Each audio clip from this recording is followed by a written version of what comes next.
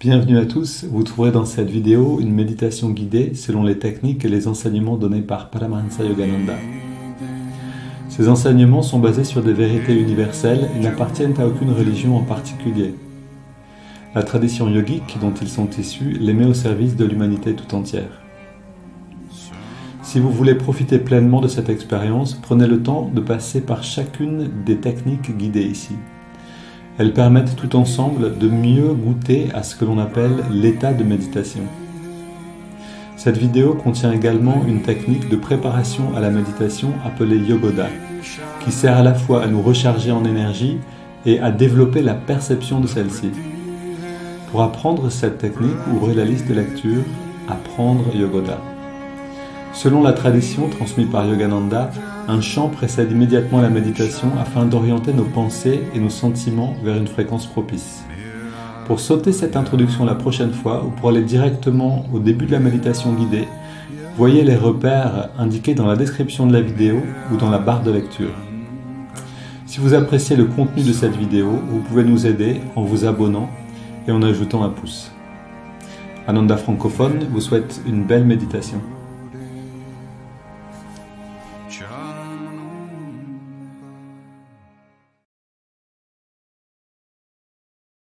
Today, if we see poor people, we think, how can we help them? We don't feel inflated in our egos because of their poverty. That comes when there is widespread poverty, and it probably will come again when there's a crash. But it isn't today's problem, and therefore it wouldn't be a realistic way of inspiring people, because the real issue is not whether you're rich or poor. The real issue is whether you are arrogant or humble, whether you think of yourself or whether you think of God. And what St. Francis wanted was to get people to live for God and forget relying on this world. So that's Franciscan poverty. That's why Master said, I prefer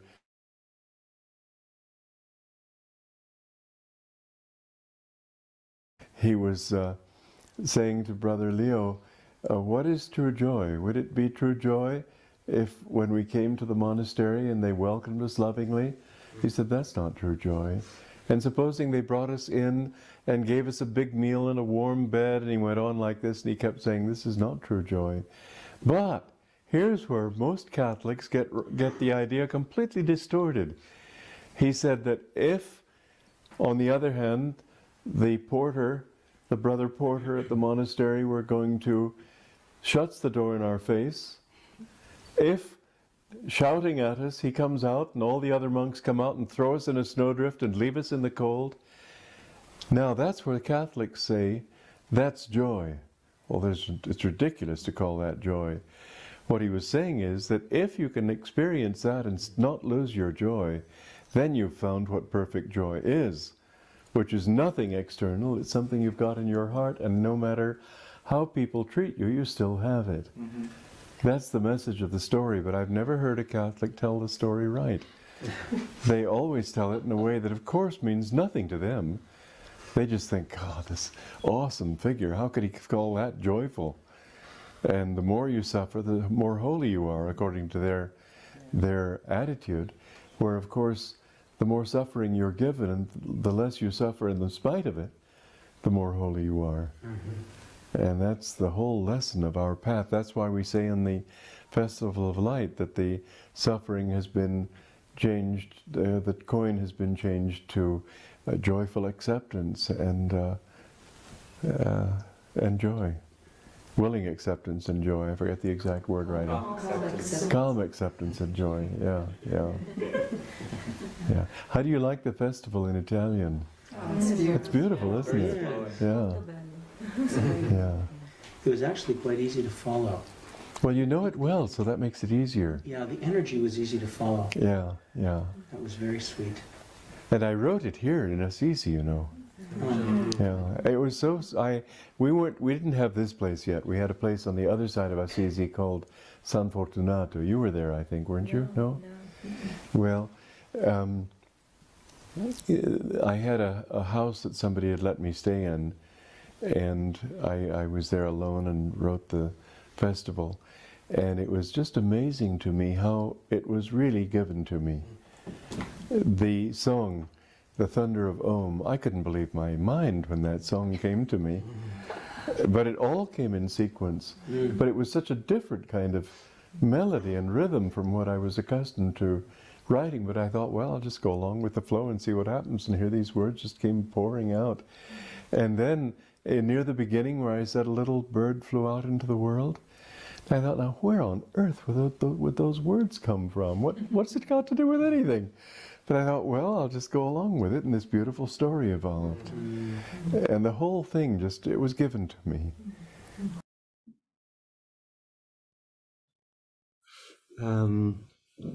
Oui, quelques mots de Swami Kriyananda sur Saint François et ce passage en fait que j'allais vous lire aujourd'hui justement. La pauvreté, la simplicité, non, ici, c'est pas de ça qu'on parle, c'est la souffrance, c'est-à-dire, quelle est la vraie joie? C'est la question que pose Saint François à un disciple pendant qu'ils marchent tous les deux sur un chemin, et puis ils arrivent à un monastère, je crois que c'est tard le soir, il fait froid, il neige, ils sont peu vêtus, et Saint François pose cette question, quelle est la vraie joie? Et ce qui est intéressant, je ne veux pas répéter toute l'histoire, on va la réécouter tout à l'heure, mais quelque chose d'essentiel, c'est la souffrance ne sert à rien en elle-même. Et ça, c'est quelque chose, en effet, alors ici, Swami Kriyananda le souligne, c'est-à-dire qu'il y a une déviance un petit peu de la religion à ce niveau-là, qui pense, ou qui a pensé à un certain moment, et puis on le garde un petit peu comme une sorte de... Plus on s'auto-flagelle, et plus on s'élève, ce qui n'est pas vrai en fait. Hein, c'est-à-dire, c'est pas une question de se flageller, que ce soit physiquement ou psychologiquement, en se dénigrant, on a ce langage de mais non, je ne suis rien, vous êtes tout alors que moi je ne suis pas digne, etc. Et en fait, ces choses-là font partie d'une sorte de déviation un petit peu de la spiritualité. C'est-à-dire, quelqu'un qui est humble ne va pas se faire plus petit ni plus grand que ce qu'il est, mais simplement être tel quel. Et on trouve cette tendance-là donc à penser que plus on souffre d'une certaine manière, ou plus on se fait petit, dans le sens plus on se dénigre soi-même, et plus on est spirituellement, plus on s'élève spirituellement, ce qui n'est pas vrai. Et alors là, c'est intéressant, c'est pas la souffrance qui importe, c'est qu'est-ce qu'on fait de cette souffrance. C'est-à-dire ce qui nous est donné, si on peut le transcender et ressentir une joie de l'accepter, et parce que ça nous est donné, alors la souffrance nous sert à quelque chose. Si la souffrance qui vient, on n'arrive pas à la transcender, et qu'on s'effondre là-dedans, alors elle ne sert à rien. Et ça, c'est quelque chose qui touche toutes les religions. C'est-à-dire, on le trouve dans le catholicisme, on le trouve avec une sorte de rejet du corps, c'est mal, c'est mauvais, je suis pécheur, je suis coupable, etc. Tout ça, en fait, qui nous emprisonne dans une forme de conscience très limitante, si on veut exprimer le divin. C'est-à-dire, si on pense qu'on peut exprimer le divin et vivre le divin et être inspiré et communiquer cette joie aux autres, ça ne va pas nous aider de nous limiter constamment. Je suis pécheur, je suis mauvais, je ne suis pas digne, c'est lui qui peut. Non, on a besoin de nous aussi nous ouvrir à cette grâce. Et si on regarde vraiment la vie des saints, eux n'étaient pas dans ce dolorisme, finalement. Ils étaient dans cette ouverture, dans cette possibilité. Alors beaucoup prenaient sur eux des souffrances. Comme le Padre Pio qui disait une fois, et ça c'est vraiment intéressant, il disait...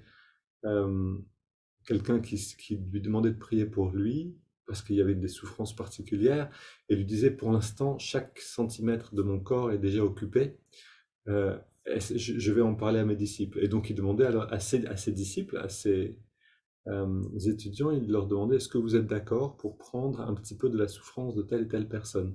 Et il a dit, il les a prévenus, vous allez avoir des grippes, vous allez avoir des problèmes voilà, du corps un petit peu, des souffrances. Et tout le monde a dit oui, bien sûr, parce que c'était leur maître. Et donc, ils ont eu leur part de souffrance, mais c'était une part acceptée qui les a élevés dans ce moment-là. Et donc, beaucoup de saints comme Saint François ont beaucoup souffert physiquement, mais est-ce qu'on peut dire vraiment que c'est une souffrance quand cette souffrance devient une joie? Quand cette souffrance, finalement, c'est d'accepter de prendre sur ses épaules un petit peu de la misère d'autres personnes, comme le fait Amma de manière exemplaire aussi. Hein.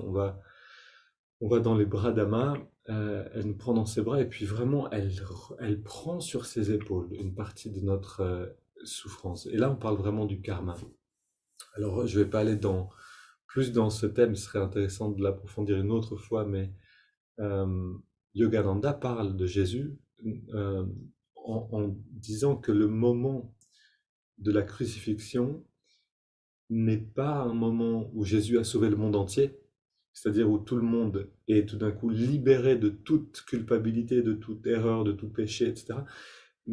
Mais, alors ça c'est quelque chose qui peut faire frémir, parce que je sais qu'on est très attaché à il nous a sauvés, c'est bon, c'est fait. Mais si on regarde le monde au moment avant la crucifixion et après la crucifixion, le monde n'est pas devenu un paradis. Et donc la souffrance n'a pas disparu de la terre. Qu'est-ce que ça veut dire alors? Et ici, Yogananda nous dit que cette souffrance que Jésus a prise sur ses épaules au moment de sa mort, de sa crucifixion, c'était pour que ses disciples puissent recevoir l'Esprit Saint. Et il le dit lui-même, laissez-moi partir, sinon je ne pourrai pas vous envoyer le consolateur. Quelque chose, je cite pas les mots exacts, mais c'est à peu près ça.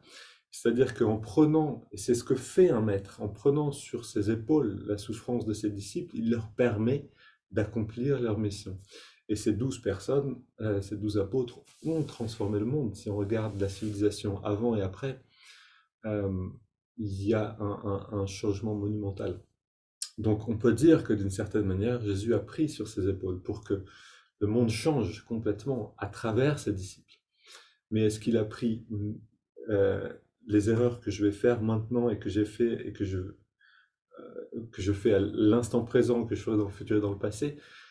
Yogananda disait quelque chose d'intéressant juste pour terminer ici. Il disait si les prêtres dans l'Église catholique peuvent vous absoudre, c'est-à-dire vous libérer de vos péchés par la confession.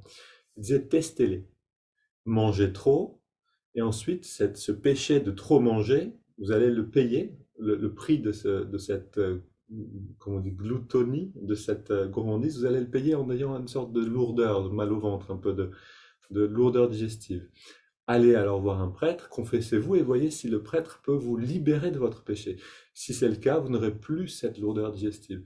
Et donc, il est très, très clair, Yogananda, il disait en effet, et si le prêtre a la capacité de le faire, alors il a la capacité de le faire. Et cette personne-là a l'élévation spirituelle ou euh, oui, qu'on pourrait dire, le niveau, ça me paraît pas très juste, mais a la capacité spirituellement à prendre sur lui dans son corps la souffrance de quelqu'un d'autre pour l'en libérer. Mais c'est pas quelque chose qui est institutionnalisable. C'est pas parce qu'une institution dit maintenant tous les prêtres ont cette capacité et on va faire comme si c'était le cas que ça fonctionne vraiment comme ça. Si c'était le cas, toutes les églises seraient pleines constamment. On irait chercher ça parce que la sainteté, et je peux le dire pour l'avoir vu plusieurs fois quand j'ai vu en particulier Ama, c'est des milliers de personnes qui vont près d'elle parce que c'est irrésistible, cette lumière-là. Alors, si on n'en a pas envie encore, bien sûr, on va pas la chercher. Si c'est pas notre temps spirituellement d'avancer, on va fuir même quelqu'un comme ça. Mais si c'est le moment, euh, il n'y a plus que ça qui compte d'une certaine manière. Alors, je vais m'arrêter là et on va aller dans Yogoda. Et je veux dire juste un petit mot sur Yogoda, justement. Ce que disait aussi Asha, et d'ailleurs Yogananda aussi, c'est on a un karma, c'est-à-dire on a des actions dans le passé qui amènent des résultats dans le maintenant, dans le présent, dans le futur, qui viendront plus tard. Quelquefois, ces actions passées sont bonnes, et alors ce qui vient, ce sera une forme de récompense, ça va être des expériences gratifiantes, positives. Quelquefois, ça va être des souffrances, parce qu'on va avoir besoin d'apprendre les leçons de nos actions passées. Et Yogoda est là aussi pour, d'une certaine manière, réorienter cette énergie. C'est vraiment... alors il faudra que je le regarde un peu plus pour mieux vous le communiquer, mais de manière succincte, Yogoda nous permet de faire face à ce karma qui nous revient et de le réorienter pour une élévation spirituelle. Donc on évite aussi, et c'est ce que nous dit la Bhagavad Gita, un petit peu de cette pratique de religion intérieure, et ce qui veut dire ici vraiment d'une pratique de la spiritualité dans le sens les pratiques, vous libérera là de nombreuses souffrances et de nombreuses peurs. Redressons-nous.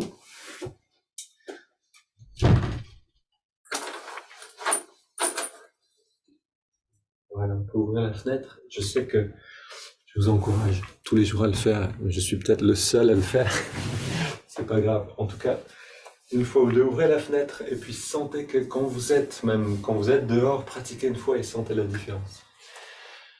Ô Esprit infini, recharge notre corps avec ton énergie cosmique, notre mental avec ta concentration, ta détermination, notre esprit avec ta sagesse et notre âme avec ta joie toujours nouvelle. L'éternelle jeunesse du corps et de l'esprit demeure en nous pour toujours.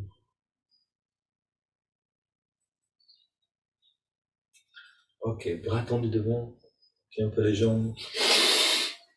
Et on remplit le corps d'énergie.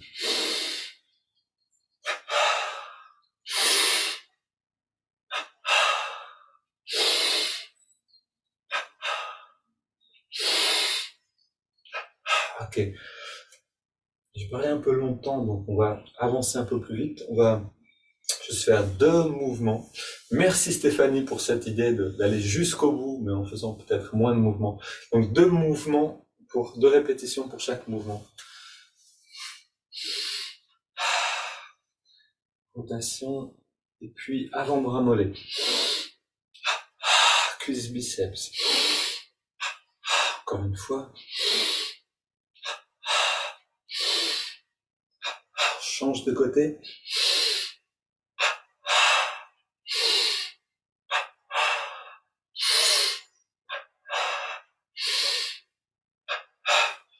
Les avant-bras, les mollets. Cuisse, biceps. Les 2 côtés ensemble.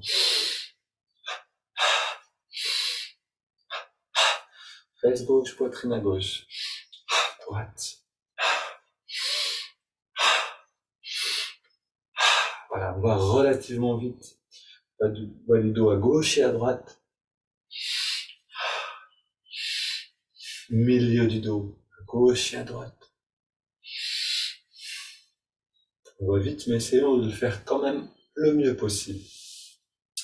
Le haut du dos à gauche et à droite. C'est-à-dire de trouver les muscles, de les contracter, d'aller au maximum, de sentir une vibration, puis de relâcher et de sentir la détente. Même si on le fait rapidement, on peut faire tout ça. 2 grands cercles vers l'avant et vers l'arrière. Le cou, 2 fois, puis à gauche et à droite. La nuque en redressant la tête. Puis on contracte le cou, petit cercle, dans les 2 sens, et on détend grand cercle. Bras tendus vers le sol, poings fermés. Épaules vers la gauche, bassin vers la droite.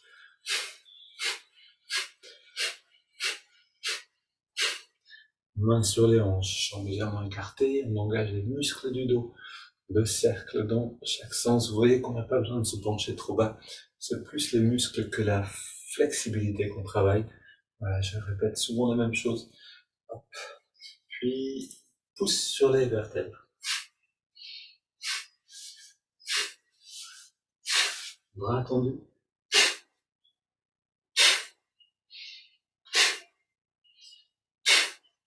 Donc, tapote sur la tête.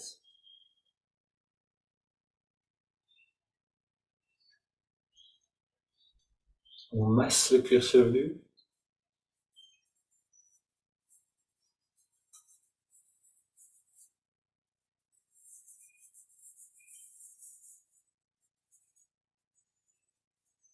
Puis, on ouvre le passage de l'énergie dans la nuque et on inspire l'énergie. Et encore une fois.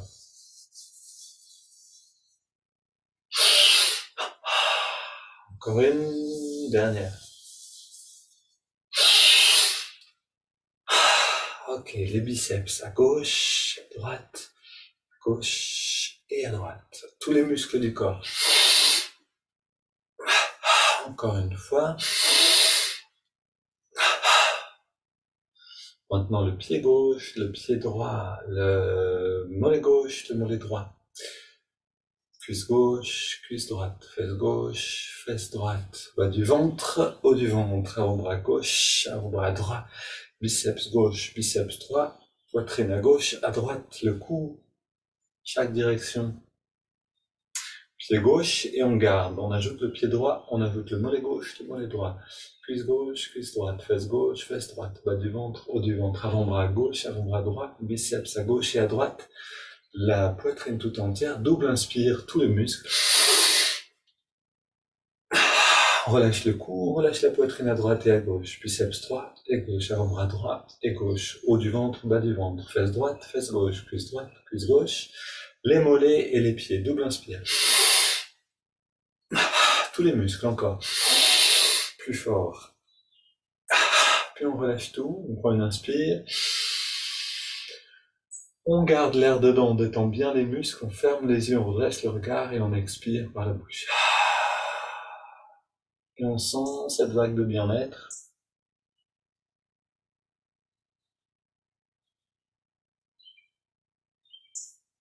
On continue avec les haltères imaginaires.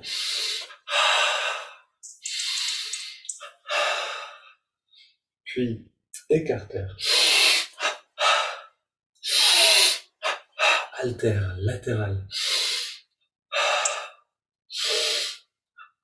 Bras tendus, petit cercle. De plus en plus de tension, puis dans l'autre sens, puis les haltères vers l'avant.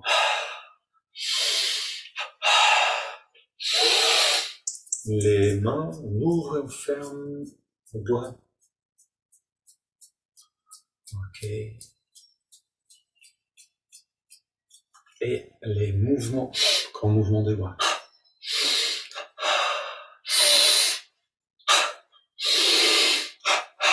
On soulève un poids, bras tendus. À droite, poids plus important, plus d'effort dans les muscles. Latéralement.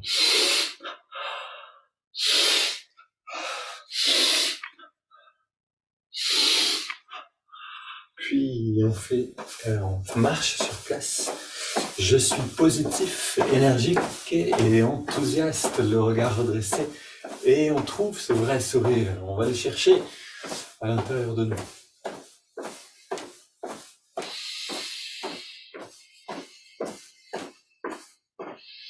On court sur place.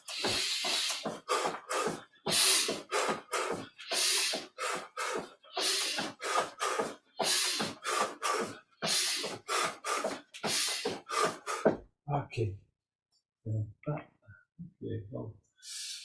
Un pas, pardon, le pied gauche devant.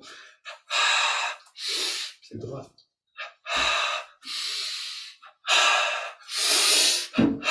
Voilà, on soulève derrière. On relâche devant. Puis on soulève derrière. Devant, pardon, et on relâche derrière. Ok, inspire. Expire. Puis on fait rentrer le ventre, poumon vide. On inspire. On fait rentrer, sortir.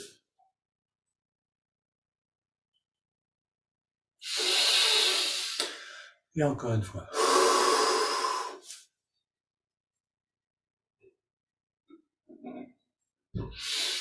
Excellent pour tous les problèmes digestifs, les contractions qu'on vient de faire. On termine. Voilà, la fin. 2 mouvements de chaque. Et finalement, voilà, on arrive à peu près à faire tous les mouvements en 8 minutes. Vous voyez, vous pouvez simplifier. Moins de répétitions quand vous avez moins de temps. Et quand même en retirer un grand bien-être. Ok. Pose les 2 pieds, les 2 bras vers l'avant, détends tout, inspire vers nous-mêmes. Expire vers l'avant, on reste détendu, on laisse la conscience grandir, inspire vers nous. Expire vers l'avant.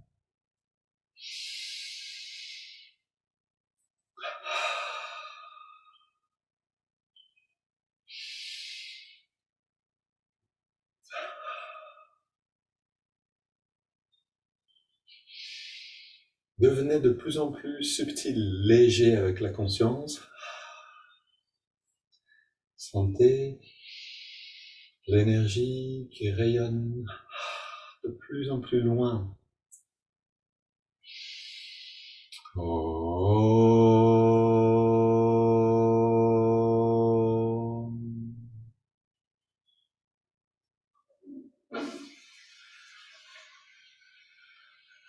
relâche les bras le long du corps, on ferme les yeux. On ressent quelques secondes.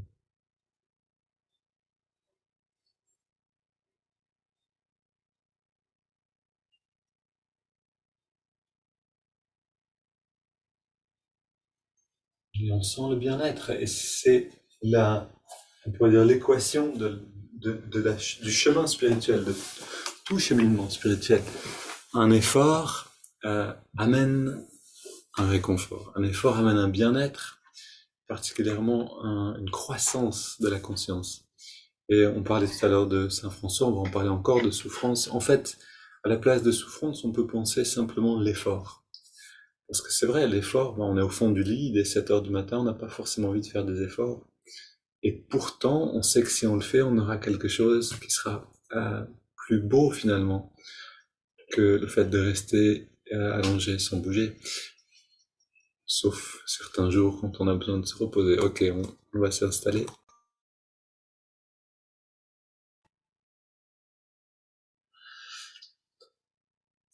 Ok. On s'installe, on est installé.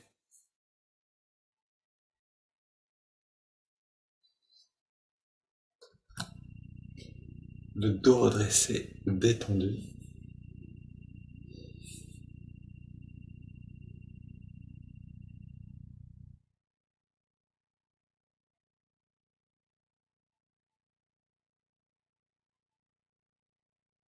La respiration complètement libre. Dans un moment de lâcher prise déjà.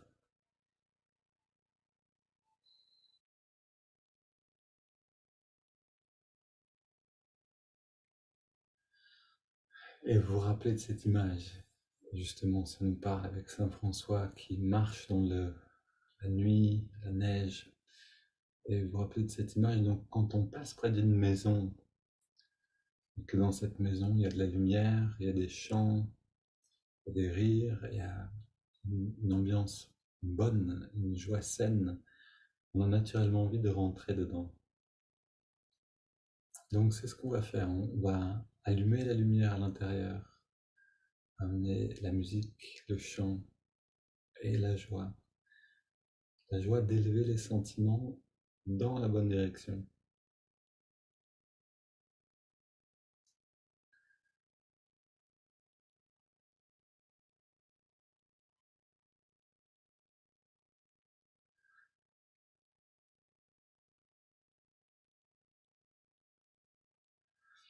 Oui, et on va chanter le chant qu'on a chanté hier, on va le chanter en français, je me rends compte qu'on ne l'a pas chanté en français hier.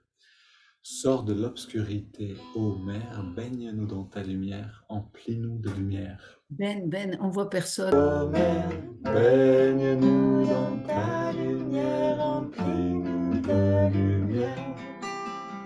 Sors de l'obscurité, ô mer, baigne-nous dans ta lumière, emplis-nous de lumière. Sors de l'obscurité, ô mer, baigne-nous dans ta lumière. Sors de l'obscurité, ô mer, baigne-nous dans ta lumière. Emplis-nous de lumière. Sors de l'obscurité, ô mer, baigne-nous dans ta lumière, emplis-nous de lumière. Sors de l'obscurité, ô mer, baigne-nous dans ta lumière, emplis-nous de lumière.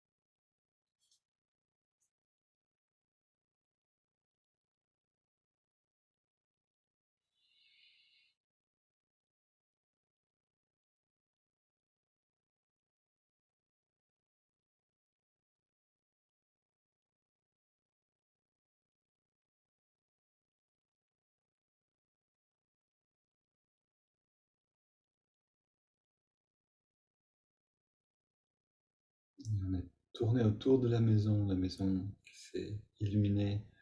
On est rentré dedans et on est bien accueilli. Maintenant, on sent cette ambiance à l'intérieur de nous-mêmes.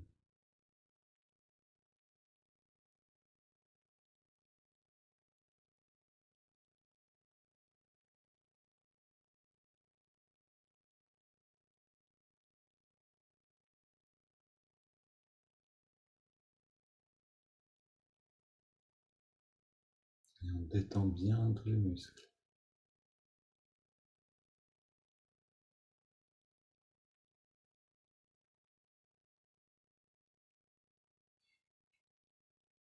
Et dans cette luminosité, on respire profondément. On inspire, le ventre sort, on expire, le ventre rentre à la fin de l'expiration.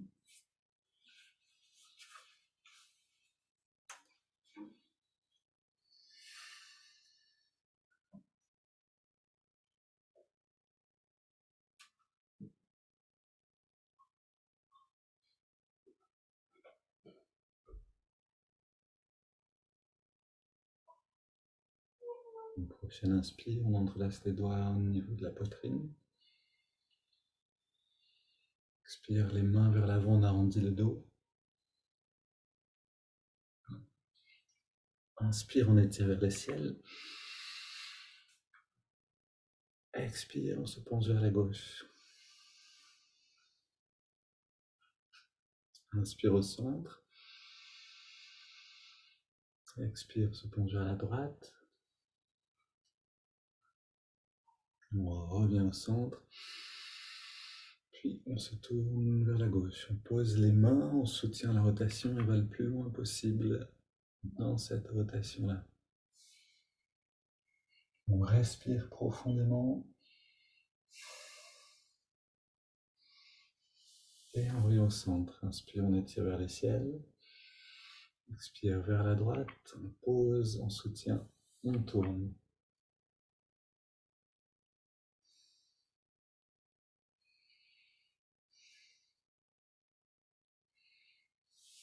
Et on revient au centre.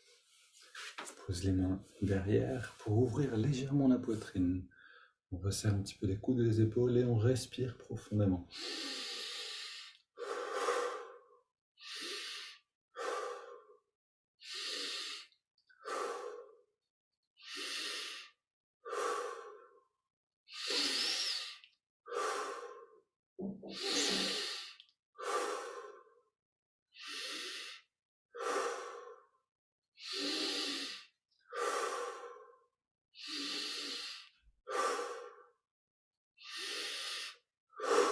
Maintenant, on inspire un petit peu plus profondément.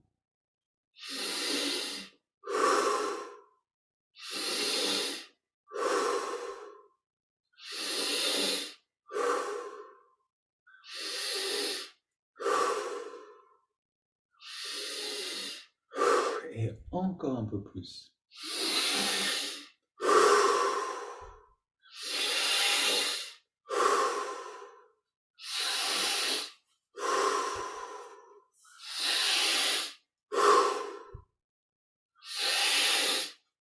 Cinq dernières respires.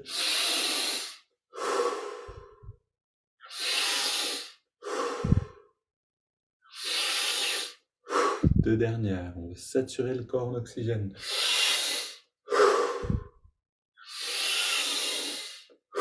Bien, on se met.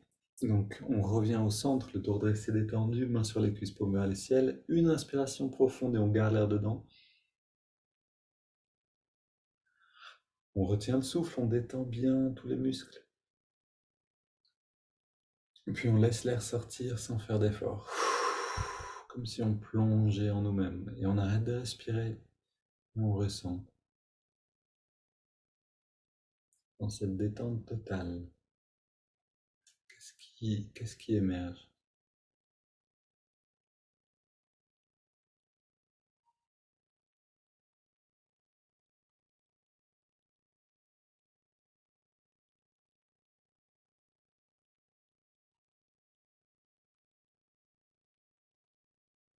Puis on inspire profondément. On garde l'air dedans, on rentre le ventre, on contracte les périnées. On relâche et on expire.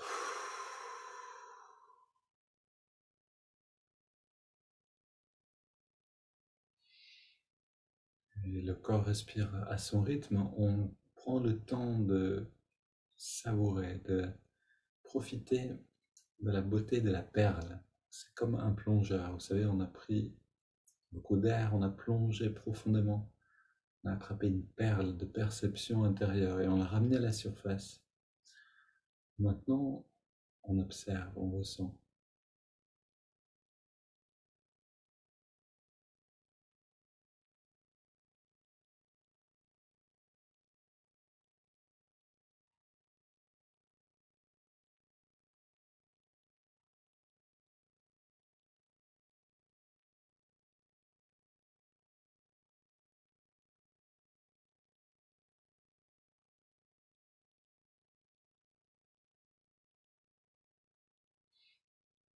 Ok, maintenant une double inspire par les narines.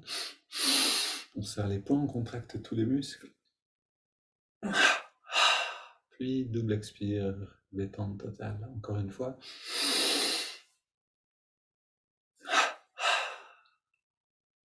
Une dernière.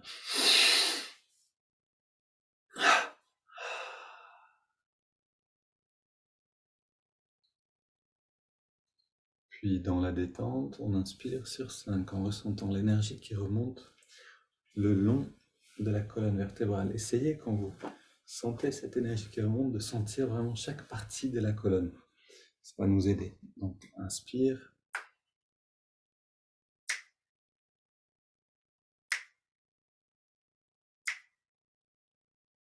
On garde l'air dedans. On sent l'énergie qui vient dans le lobe frontal, à la jonction des sourcils.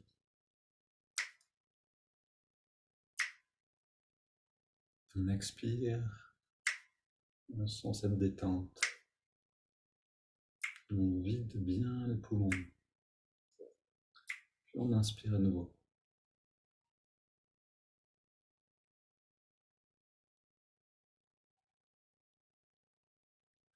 On garde l'air dedans.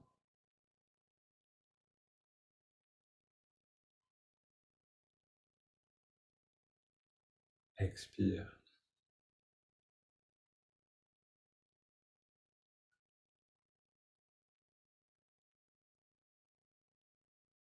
Inspire.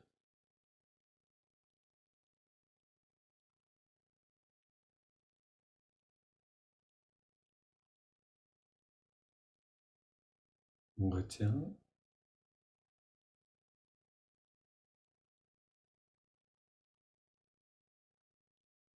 Expire.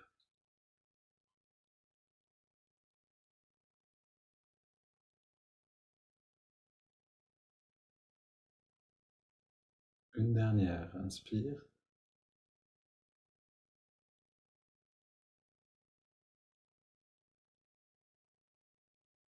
On garde.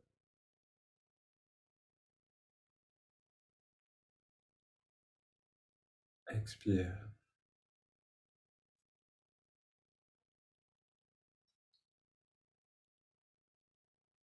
On prend une inspiration profonde.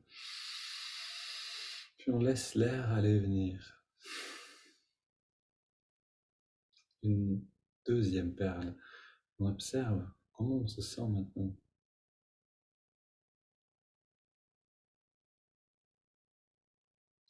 En fait, notre seule vraie richesse, c'est la perception. Et est-ce que je peux me sentir bien? Est-ce que je peux sentir de la joie? Cette vraie richesse ne dépend pas de ma richesse extérieure, dans l'absolu. Bien sûr, avoir un minimum va beaucoup nous aider.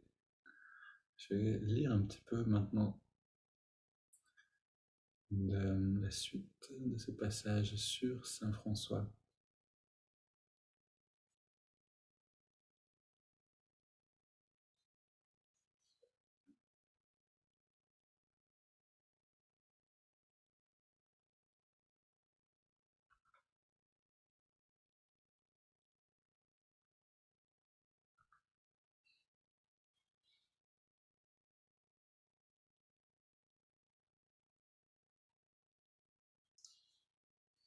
Ok, vous vous rappelez donc de ce que je vous ai lu hier, Benvenuto Cellini, qui était un artiste qui n'a pas voulu travailler gratuitement pour le pape, qui s'est retrouvé au cachot, et dans son cachot mouillé, pain et eau, c'est tout ce qu'il avait à manger, avec des rats. Ça nous donne vraiment une idée de comment était la vie dans cette époque-là.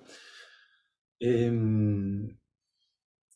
et donc il a commencé à prier. Il avait une Bible, il avait un tout petit peu de lumière, 1 heure par jour pour lire cette Bible. Et il a commencé donc le reste du temps à prier constamment. Et il a atteint cette grande joie.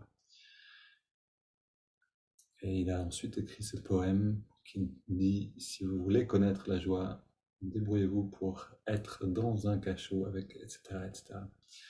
Et donc, on écoute aujourd'hui, on réentend en fait, pour ceux qui étaient là dans l'introduction, cette histoire de Saint François. Alors c'est résumé, je vous lis simplement le résumé de l'histoire. Saint François d'Assise a raconté la même histoire d'une manière différente. Cette fameuse histoire des petites fleurs, où il marche dans une tempête de neige et appelle frère Léo en disant: sais-tu quelle est la nature de la vraie joie?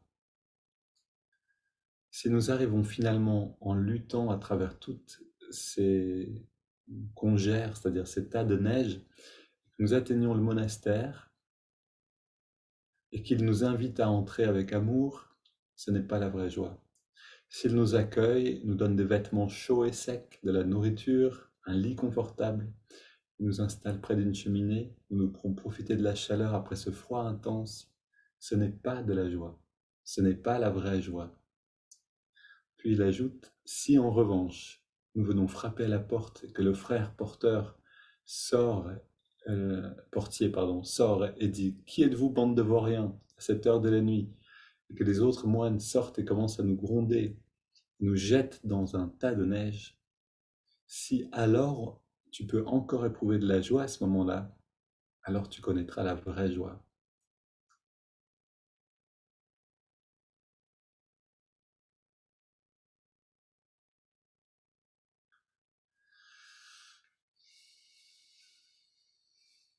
Et, et Swami Kriyananda qui commente: une fois que vous avez cette joie, elle vous appartient tout le temps, quelle que soit la situation extérieure, parce qu'elle n'est pas du domaine des sens. Et on retrouve cette phrase: je ne suis pas de ce monde, je suis dans ce monde, mais pas de ce monde. C'est-à-dire, je suis cette joie qui vient d'en haut. Si on retourne vers notre vraie nature, c'est une expérience qui ne dépend pas des sens. C'est une joie qui vient non pas du corps, mais de l'âme. Et ça commence petit. On est simplement là, on a une préparation, contraction, détente, yogoda, respiration triangulaire, tout ça. Chanter, écouter un texte. Et là, on a un petit début de quelque chose. Une flamèche, des braises de joie intérieure. On souffle dessus, et ça donne une petite flamme. Si on met un petit peu de paille sèche, on va faire grandir cette flamme. On pourra mettre des bouts de bois et avoir un grand feu, et on pourra inviter nos amis se réchauffer près du feu. Et voilà tout ce dont le monde a besoin maintenant. Alors on va commencer par ajouter des brindilles bien sèches en observant la respiration dans les narines. Non pas de manière mécanique, mais avec cette joie qui est déjà présente.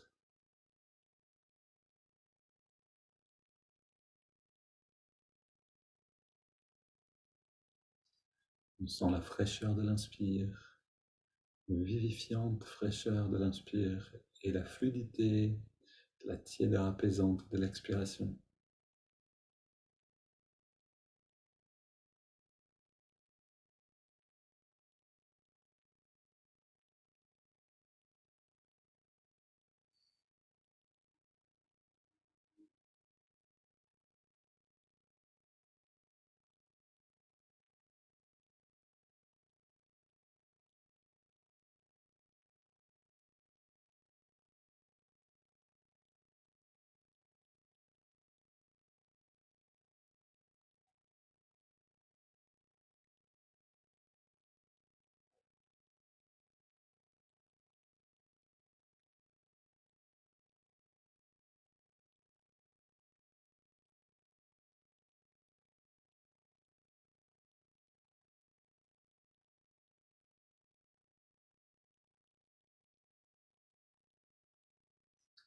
Et on sent cette petite flamme qui prend, ces braises qui prennent. Ça devient un plaisir de ressentir la fraîcheur de l'inspire, la tiédeur de l'expire. Ce plaisir grandit.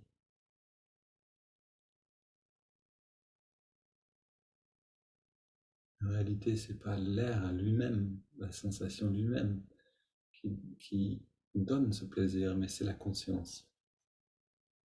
C'est la perception qui s'intériorise.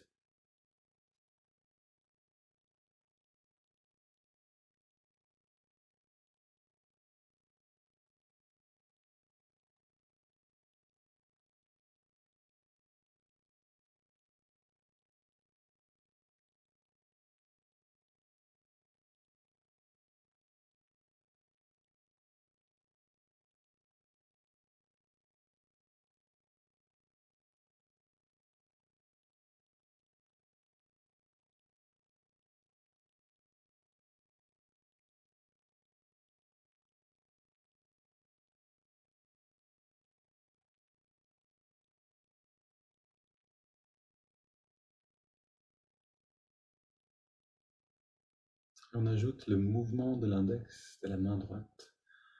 À chaque inspiration naturelle, l'index revient un petit peu vers la paume de la main. À chaque expiration naturelle, on relâche l'index et en même temps toute tension dans le corps.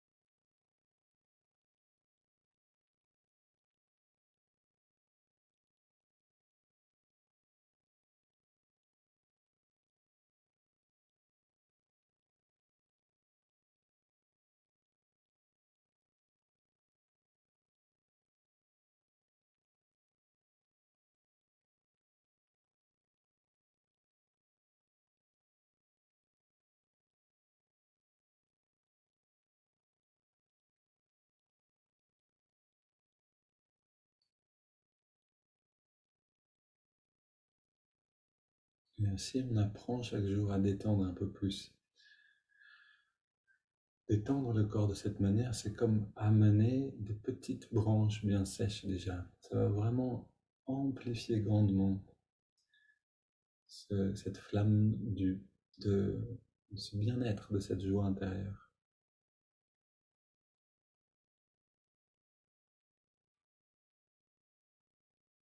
En fait, c'est parce qu'on a des tensions dans le corps qu'on n'arrive pas à être tranquille avec le mental. Le mental et le corps sont pas seulement liés, mais sont en fait une même manifestation, différents niveaux de vibration, on pourrait dire. Et donc si on apprend à détendre complètement le corps, le mental suit automatiquement.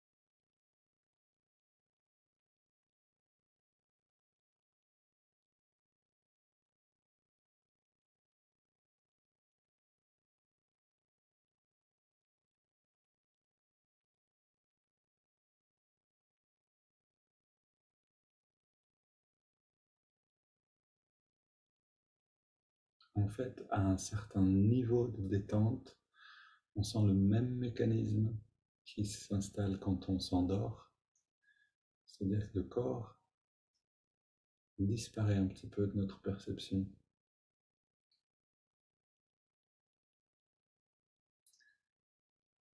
Donc si vous avez un petit peu du mal à atteindre cet état-là, vous pouvez passer du temps pendant la journée à apprendre à vous détendre. C'est une très bonne préparation. Des moments de relaxation complète. On ajoute maintenant le mantra Hong So. Hong qui accompagne chaque inspiration naturelle, So chaque expiration naturelle.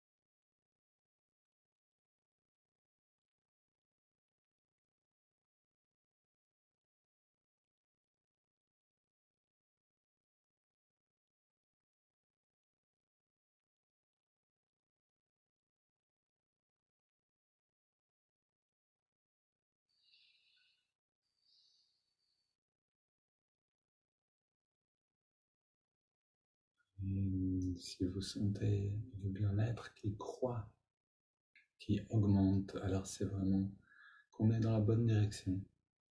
Chaque jour, on apprend à marcher un peu mieux dans cette direction pour connaître la joie de Saint François, une joie qui n'est pas du monde extérieur.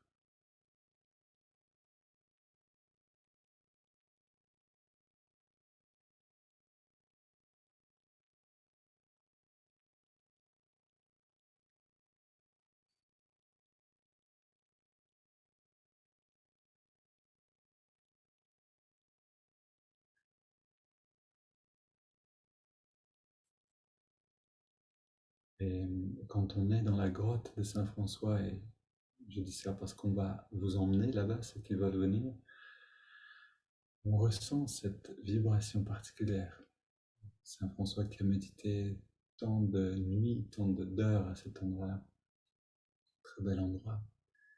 Et maintenant, on prend une inspiration profonde. On expire en 3 fois. On arrête un petit instant de respirer.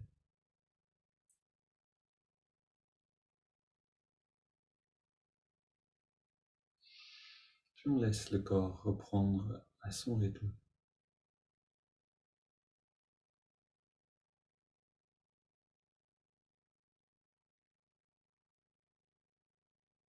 On abandonne toute technique. On abandonne les efforts, l'observation du souffle, etc. Et on ressent maintenant pleinement cette ambiance qui s'épanouit encore dans l'absence d'effort.